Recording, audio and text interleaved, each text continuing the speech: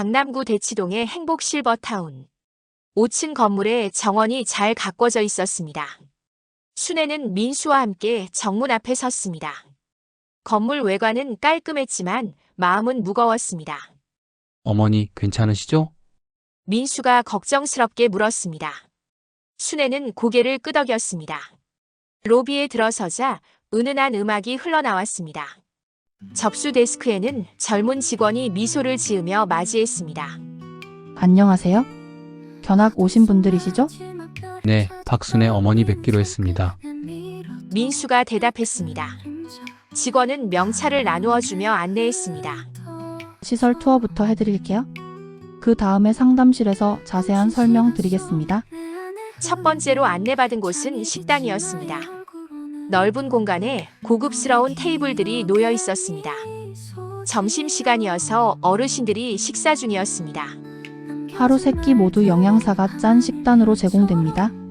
당뇨나 고혈압 같은 질환별 맞춤 식단도 가능해요. 직원의 설명을 들으며 순애는 식사하는 어르신들을 관찰했습니다. 모두 조용히 앉아서 식사했습니다. 대화는 거의 없었습니다. 한 할머니가 순애와 눈이 마주쳤습니다. 70대 후반쯤 되어 보였습니다. 할머니는 작은 미소를 지었고 순애도 미소로 답했습니다. 다음은 헬스장이었습니다. 고령자용 운동기구들이 배치되어 있었습니다. 물리치료사가 상주하면서 개인별 운동 프로그램을 짜드립니다.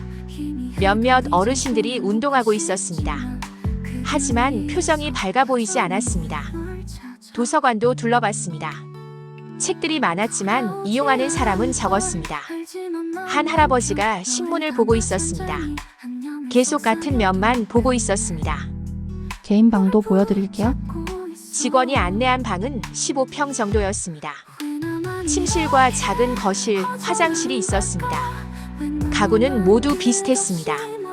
개성이 느껴지지 않았습니다. 가구는 개인 소지품으로 바꾸셔도 됩니다. 다만 안전상 제약이 있어요. 순애는 창밖을 바라봤습니다. 다른 건물들이 보였습니다. 집에서 보던 아파트 단지와는 달랐습니다. 어머니, 어떠세요? 민수가 물었습니다. 순애는 대답하기 어려웠습니다. 시설은 좋았습니다. 하지만 뭔가 부족했습니다. 상담실에서 만난 사회복지사는 친절했습니다. 어르신께서 걱정되실 부분들을 말씀드릴게요.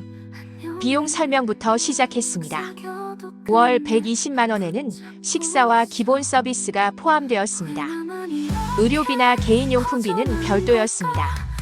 간병이 필요하시면 추가 비용이 있습니다. 하지만 지금 상태로는 당분간 필요 없을 것 같아요. 순애는 계산을 해봤습니다. 연금 180만 원에서 120만 원을 내면 60만 원이 남았습니다. 개인 용돈으로는 넉넉하지 않았습니다. 외출이나 외박은 자유로우신가요? 순애가 물었습니다. 가장 궁금한 부분이었습니다. 물론이죠. 다만 안전을 위해 신고는 해주셔야 합니다. 밤 10시까지는 들어오셔야 하고요. 통금이 있다는 얘기였습니다. 순애는 마음이 답답해졌습니다. 견학을 더 해보실까요? 실제 거주하시는 분들과 얘기해보시는 것도 좋을 것 같아요. 직원의 제안에 순애는 고개를 끄덕였습니다. 복도에서 만난 할머니는 식당에서 봤던 분이었습니다.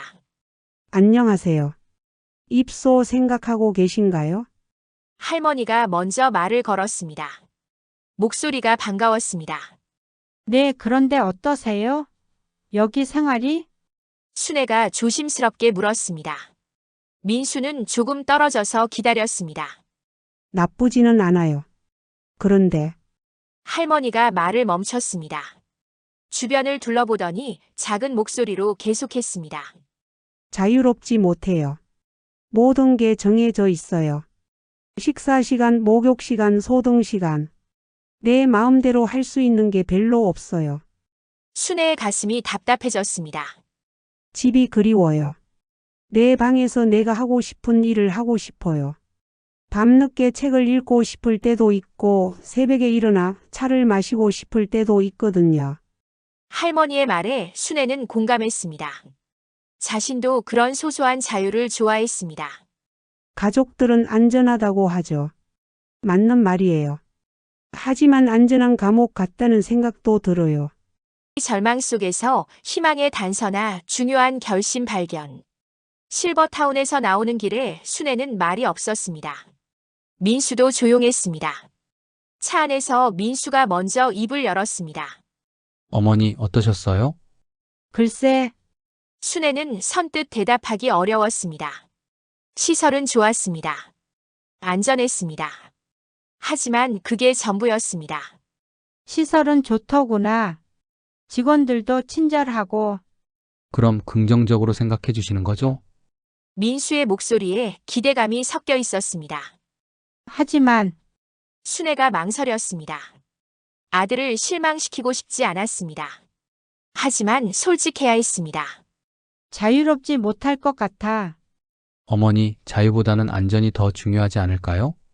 민수의 말은 옳았습니다. 하지만 순애에게는 와닿지 않았습니다. 집에 도착해서 혼자가 된 순애는 소파에 앉았습니다.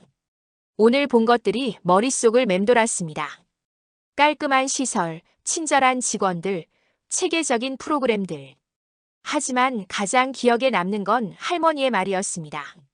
안전한 감옥. 순애는 중얼거렸습니다. 그 표현이 마음에 깊이 박혔습니다. 저녁을 준비하면서도 생각은 계속됐습니다. 지금 이 집에서는 원하는 시간에 식사할 수 있었습니다. 밤늦게 TV를 봐도 아무도 뭐라고 하지 않았습니다. 이런 소소한 자유들이 소중했습니다. 그런데 과연 이런 생활을 계속할 수 있을까요? 몸이 더 아프면 어떻게 될까요? 밤늦게까지 잠들지 못했습니다. 침대에 누워 천장을 바라봤습니다. 다른 방법은 정말 없을까? 순애는 처음으로 간절하게 생각했습니다. 실버타운 말고 다른 선택지는 없을까요? 집에서 살면서도 안전을 보장받을 방법은 없을까요? 새벽 3시 순애는 일어나 차를 끓였습니다. 거실에 앉아 차를 마시면서 창밖을 바라봤습니다. 아파트 단지가 조용했습니다. 내가 원하는 건 단순해. 내 집에서 내 방식대로 사는 거야. 그 순간 순애는 결심했습니다.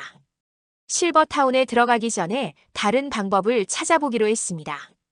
분명히 다른 길이 있을 거라고 믿기로 했습니다. 뭔가 방법이 있을 거야. 거울을 보며 중얼거렸습니다. 눈빛에 새로운 의지가 담겨 있었습니다.